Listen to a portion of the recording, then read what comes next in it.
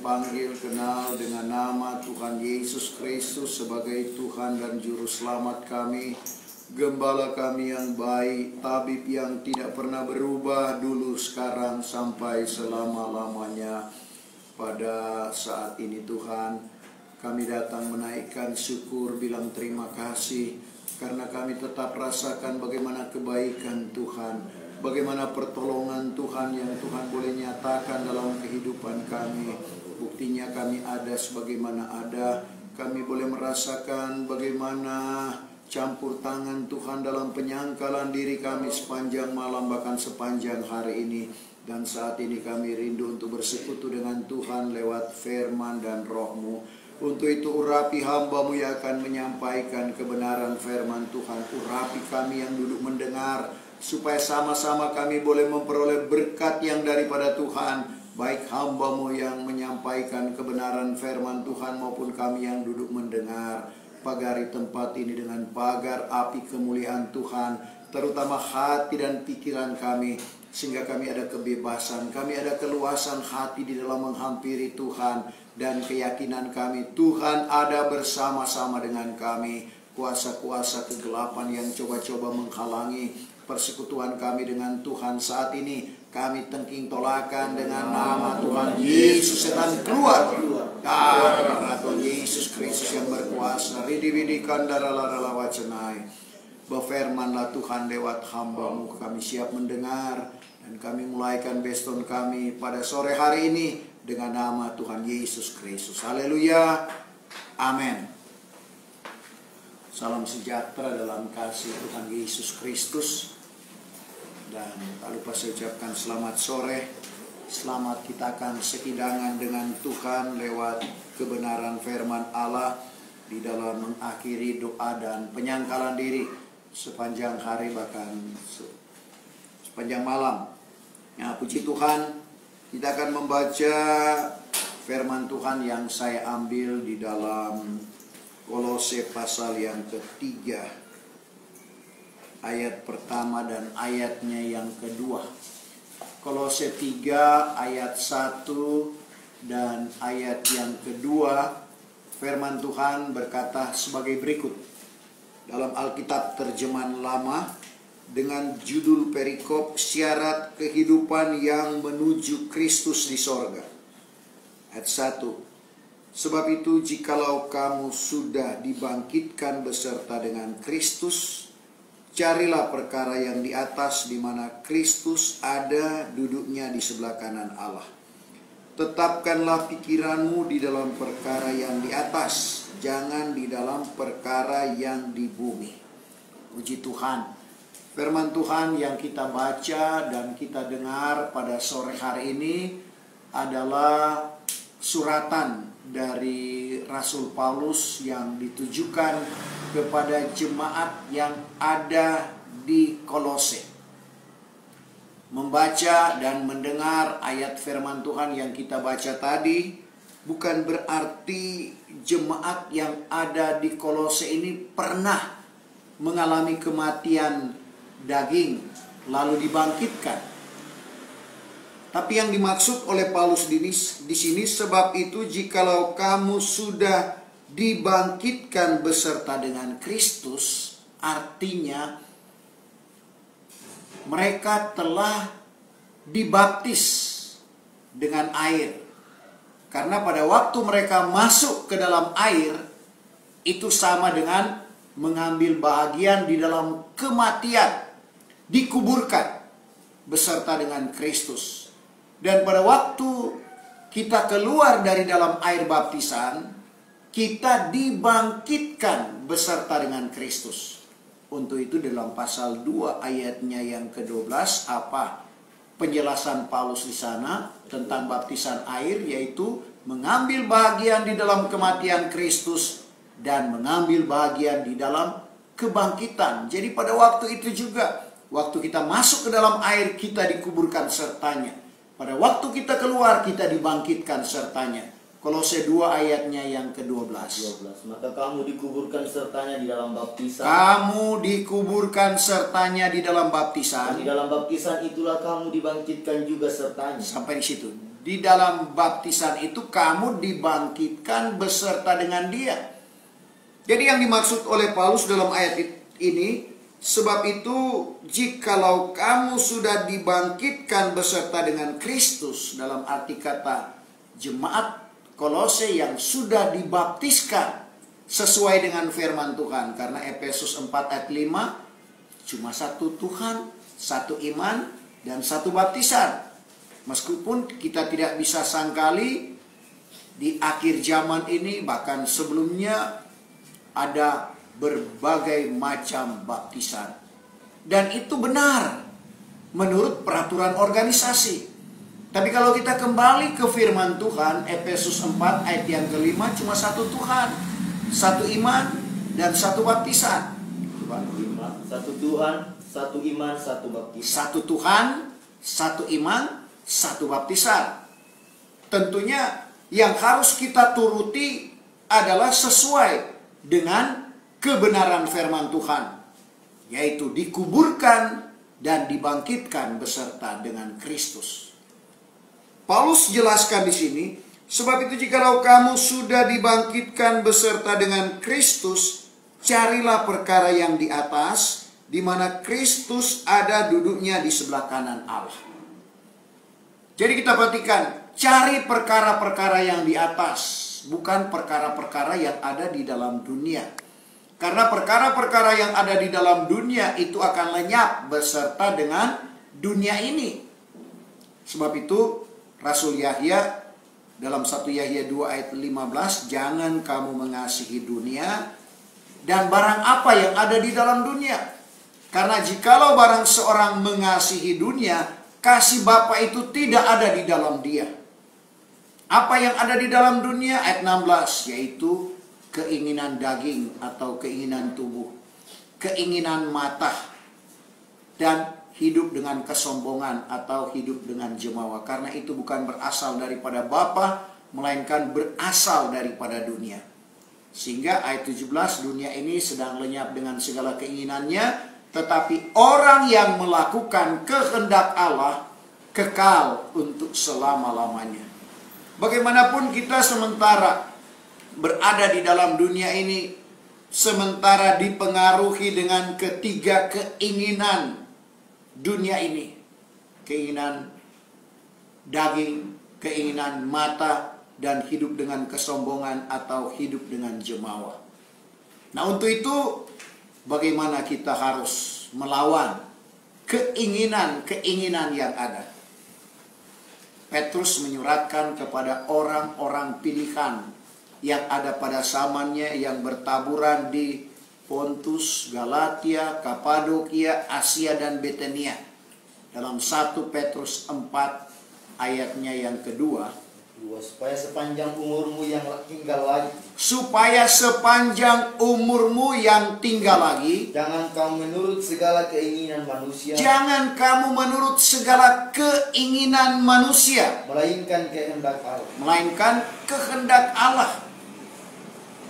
Nah, untuk mengantisipasi ini firman Tuhan selalu memberikan jalan keluar.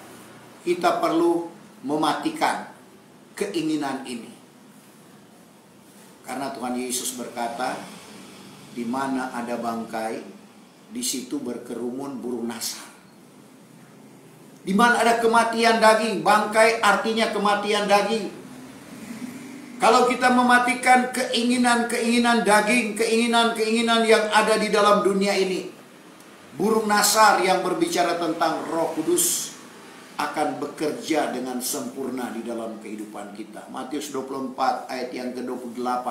Karena barang di mana ada bangkai, barang di mana ada bangkai, barang di mana ada kematian daging, disitulah juga berkerumun burung nasar. Di situ berkerumun burung nasar, di mana Roh Kudus akan menguasai akan kehidupan kita. Sebab itu Paulus katakan, berjalanlah kamu di dalam Roh, supaya tabiat duniawi tiada kamu genapkan. Coba kita baca ayat itu. Tapi demikian inilah kataku, berjalanlah kamu dengan Roh. Berjalanlah kamu dengan Roh. Niscaya kehendak tabiat duniawi tiada akan kamu genapkan. Jadi kita perhatikan sekali lagi, di dalam Galati 5 ya, ayat 16. Tetapi demikian inilah kataku, berjalanlah kamu dengan roh, niscaya kehendak tabiat duniawi tiada akan kamu genapkan. Ayat yang ke-25. Yang ke-25. Jikalau kita hidup oleh sebab roh itu, jikalau kita hidup oleh sebab roh itu, biarlah juga kita berjalan menurut roh itu. biarlah juga kita berjalan menurut roh. Untuk itu kita perhatikan keselamatan yang berlaku di zaman, hukum yang berlaku di zaman Roh Kudus ini, bertobat, berbaptis dengan nama Yesus Kristus akan jalan keampunan dosa, lalu beroleh anugerah Roh Kudus. Anugerah Roh Kudus itu dimulai dari baptisan roh dan kepenuhan roh, yang orang istilahkan sekarang bahasa roh.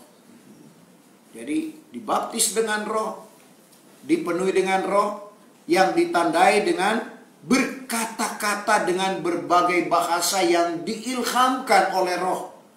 Bukan dihafal, bukan dipelajari, tapi diilhamkan oleh roh. Sebagaimana kejadian yang terjadi di loteng Yerusalem. Dalam Kisah 2 ayatnya yang keempat.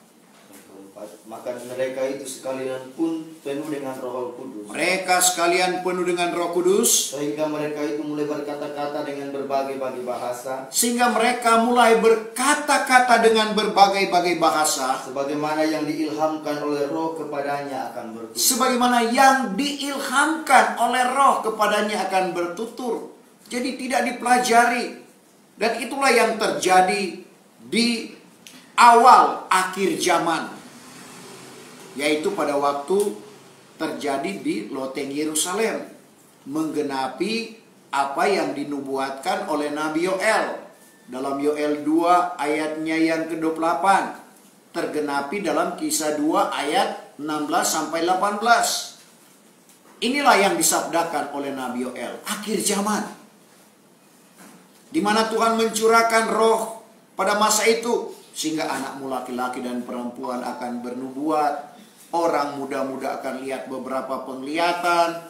Orang tua-tua akan mimpi berbagai-bagai mimpi. Ke atas hambaku laki-laki dan perempuan, aku akan mencurahkan rohku pada masa itu dan mereka akan bernubuat.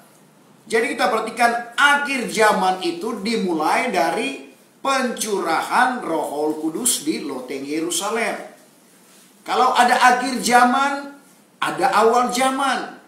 Awal zamannya itu zaman Bapa. Dimulai dari Adam, bapa segala manusia yang hidup, sampai kepada Ibrahim, bapa segala orang beriman, atau bapa segala orang yang percaya. Itu awal zaman. Pertengahan zaman, itu zaman anak, yang dimulai dari Ishak, anak yang dijanjikan Allah kepada Ibrahim, sampai kepada Tuhan Yesus Kristus, anak tunggal Bapa. Pertengahan zaman.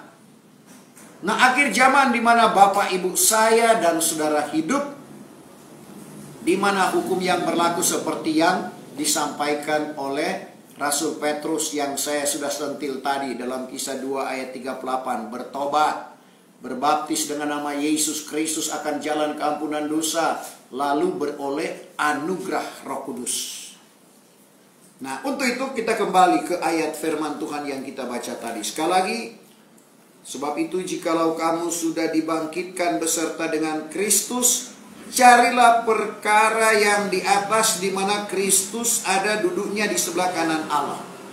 Jadi kita perhatikan, Tuhan Yesus Kristus duduk di sebelah kanan Allah.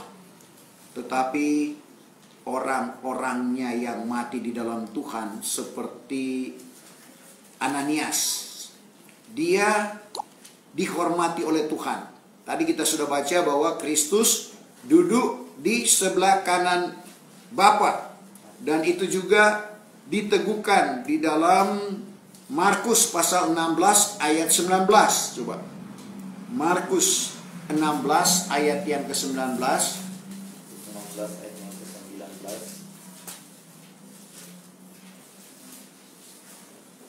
Setelah Tuhan Yesus bersabda demikian kepada mereka itu, Maka terangkatlah ia naik ke surga. Terangkatlah dia naik ke sorga, Lalu duduk di sebelah kanan Allah. duduk di sebelah kanan Allah.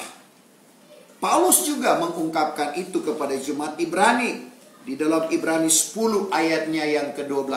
12. Tetapi ia sesudah mempersembahkan satu korban karena segala dosa, lalu duduklah di sebelah kanan Allah selama-lamanya. Duduk di sebelah kanan Allah selama-lamanya. Kita perhatikan juga dalam Lukas 22 ayat 69. Yang ke-69. Tetapi daripada sekarang ini anak manusia akan duduk di sebelah kanan kodrat Allah. Jadi kita lihat ada beberapa ayat yang mencantumkan bahwa Kristus duduk di sebelah kanan Allah. Tetapi apa yang diperlihatkan, apa yang dilihat oleh Ananias pada waktu dia dirajam, dibunuh, saudara, dia melihat Tuhan Yesus berdiri tanda hormat. Jadi kita lihat bagaimana Tuhan menghormati orang-orang yang disebut sebagai pahlawan salib seperti Ananias karena kebenaran. Saudara, orang gatal telinga akhirnya merajam dia sampai dia mati dibunuh. Dan Paulus yang sebelumnya sebagai Saul atau Saulus ada menyaksikan pada waktu itu. Kita perhatikan dalam Kisah 7 ayat 54-55. 54. Apabila mereka itu mendengar yang demikian, geramlah hatinya dan dikertakannya giginya kepadanya. Tetapi Stefanus yang penuh dengan Roh Kudus menengadah ke langit serta nampak kemuliaan Allah, dan Yesus berdiri di sebelah kanan Allah. Jadi dalam penglihatan Ananias, Yesus berdiri di sebelah kanan Allah. Jadi kita lihat bagaimana penghormatan Tuhan kepada Stefanus yang mempertahankan kebenaran. Begitu juga dengan kehidupan kita. Di dalam kita mempertahankan kebenaran, sekalipun kita mati, ada penghormatan dari Tuhan. Suatu hal yang luar biasa. Nah, untuk itu Paulus mengajak kepada jemaat yang ada di Kolose ini untuk memikirkan perkara-perkara yang di atas, di mana Kristus duduknya di sebelah kanan Allah. Ayat 2. Tetapkanlah pikiranmu di dalam perkara yang di atas, jangan di dalam perkara yang di bumi. Kita perlu menetapkan, ini tidak mudah karena kita masih ada di bumi. Selama kita masih berpijak di bumi, ketiga keinginan itu, yaitu keinginan daging, keinginan mata, dan hidup dengan kesombongan tetap mempengaruhi akan kehidupan kita. Karena kejatuhan manusia pertama dari tiga keinginan ini. Melihat buah pengetahuan baik dan jahat asik untuk dimakan. Keinginan mata. Keinginan tubuh dia makan. Hidup dengan jemawa atau kesombongan karena ada janji. Kalau kau makan, kau tidak akan mati, kau akan jadi sama seperti Allah. Akhirnya manusia pertama jatuh ke dalam dosa. Sekali lagi, tiga keinginan ini juga yang merupakan alat ampuh daripada kuasa kegelapan untuk menjatuhkan iman kita. Untuk itu sekali lagi, firman Tuhan datang mengingatkan kita untuk memikirkan perkara-perkara yang di atas, perkara di mana Kristus duduknya di sebelah kanan Bapa. Karena apa yang ada di dalam dunia ini itu akan menjadi sia-sia, akan lenyap. Tetapi kalau kita melakukan kehendak Allah, sebab itu kerajaan Allah, apa yang diungkapkan oleh Paulus bukan soal makan enak, minum enak, itu kerajaan Allah. Roma 14 ayat 17, kerajaan Allah bukan soal makan minum, tapi kerajaan Allah ada tiga hal yang diungkapkan dalam ayat itu. Coba 17. Karena kerajaan Allah itu bukannya hal makan minum, Kerajaan Allah bukan soal makan minum, melainkan kebenaran, dan sejahtera, dan kesukaan di dalam Roh Kudus. kesukaan di dalam Roh Kudus. Kerajaan Allah berbeda dengan kerajaan sorga. Kerajaan sorga itu kedudukan. Tapi kerajaan Allah kita dapat ciptakan, meskipun firman Tuhan berkata bahwa di dalam dunia ini tidak ada kedamaian. Seperti pujian anak-anak sekolah minggu. Ke gunung tinggi ku naik, mencari damai. Ke jurang, ke lembah jurang ku turun, mencari damai. Tapi akhirnya damai tiada ku dapati juga. Jadi kita tidak akan mendapatkan kedamaian di dalam dunia ini. Tetapi sekali lagi, kita dapat menciptakan kerajaan Allah. Seperti doa yang diajarkan Tuhan Yesus kepada murid-muridnya.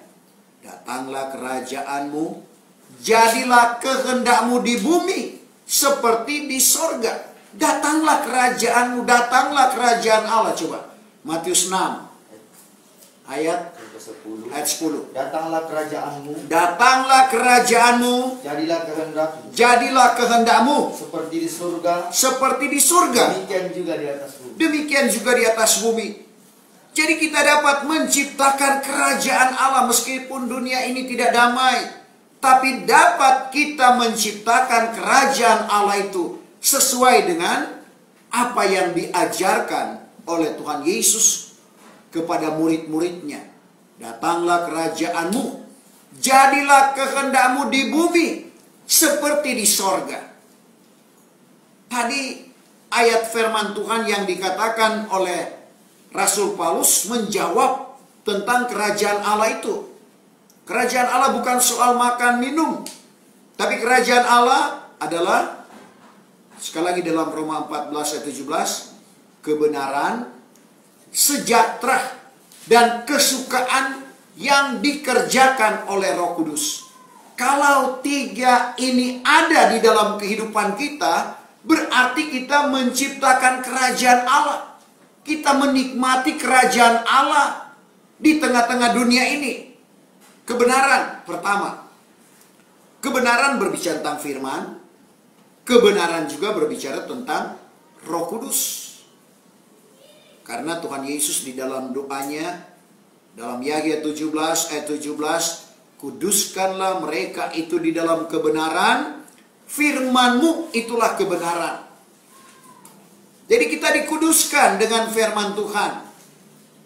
Wujud kita dikuduskan dengan firman Tuhan. Paulus bilang dalam Efesus 5 ayat 26. Jadi kalau kita mau dikuduskan dengan firman, kita harus lakukan itu. Efesus 5 ayat 26. Supaya ia menguduskan sidang itu. Supaya ia menguduskan sidang itu. Setelah disucikannya dengan baptisan air. Setelah disucikannya dengan baptisan air. Oleh firman Allah. Oleh firman Allah.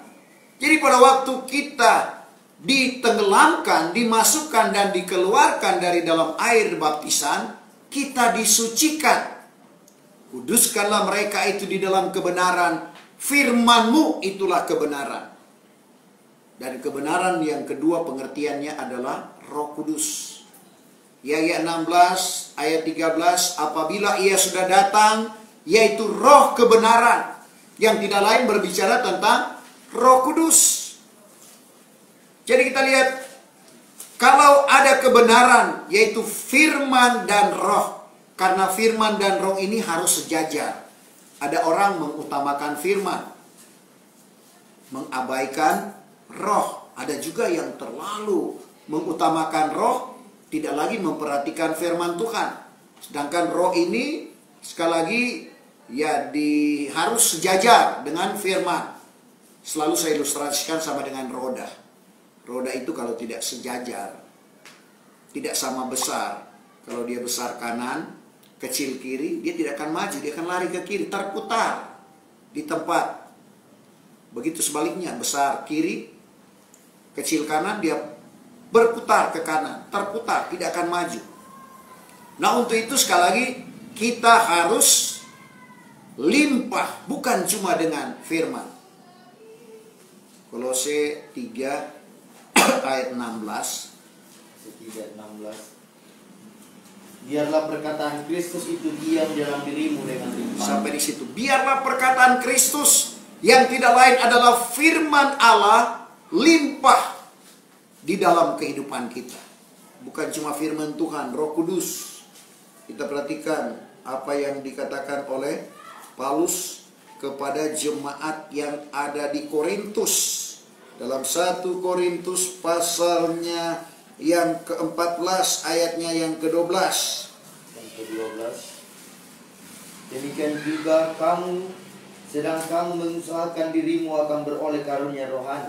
Carilah supaya kamu berkelimpahan di dalam hal meneguhkan iman sidang jemaat. Jadi kita lihat, demikian juga kamu, sedang kamu mengusahakan dirimu akan beroleh karunia rohani.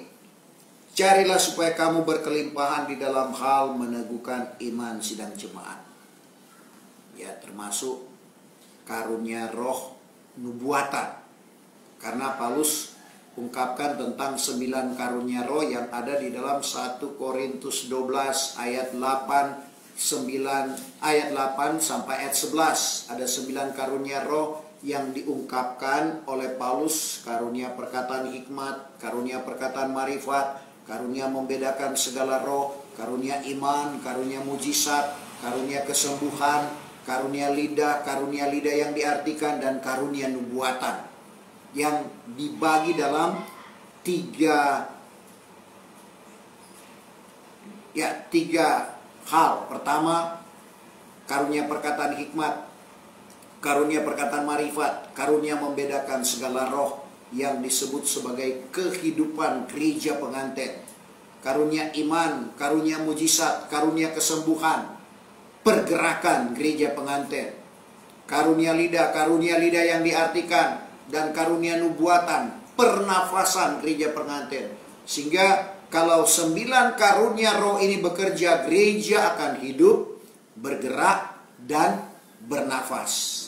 Jadi kita lihat karunia-karunia itu penting. Meskipun ada orang yang katakan itu palsu, tapi sesungguhnya apa yang dikatakan oleh Rasul Yahya dalam 1 Yahya 2 ayat yang ke-27. Adapun kamu ini, maka karunia roh yang telah kamu peroleh daripadanya itu, tinggal di dalam kamu, dan tak usah kamu diajar oleh